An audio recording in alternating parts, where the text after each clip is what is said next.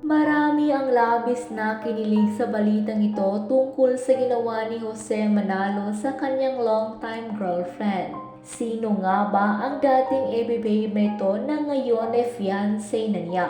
Si Ariel Manalo o mas kilala bilang Jose Manalo ay isa sa pinakahinahangaan na aktor at komedyante. Dahil natural sa aktor, pagpapatawa at pagpapasaya sa mga manonood. Marami na rin siyang kinabilangan na pelikula dahil matagal na rin siya sa industriya ng showbiz. Pero bago pang pumasok sa showbiz ay may sarili ng pamilya si Jose.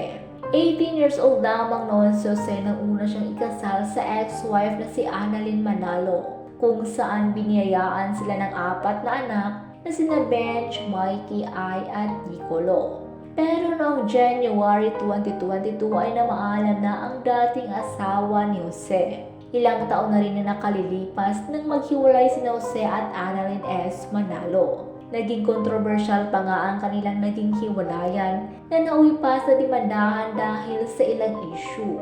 Pero ngayong 58 years old na si Jose ay muli siyang ikakasal sa longtime partner naman na si Mergine Maranat. Ibinahagi mismo ni Mergine kung paano nag-propose sa kanya ang komedyante.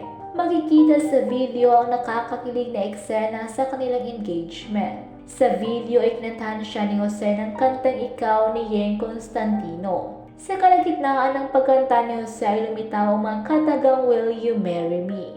Dahilan para lalong kiligin ng mga nanonood. Nang tawagin nga ni Jose si Mergine ay nakala nitong nagbibiro lamang si Jose. Hanggang sa inilabas na nito ang singsing at lumuhod para tanungin na siya.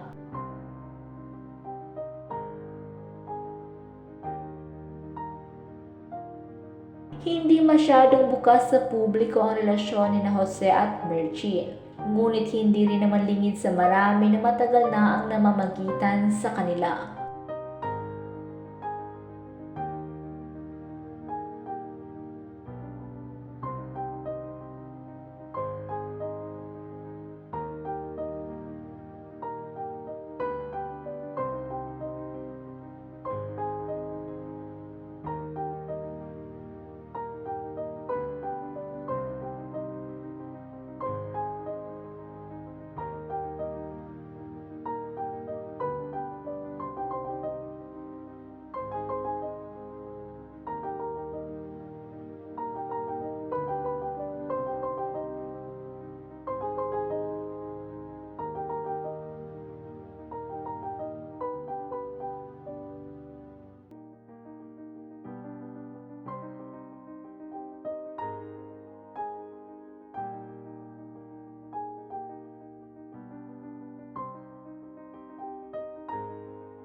Si Jose ay unang nagtrabaho bilang production assistant ng Itbulaga at na-promote bilang floor director.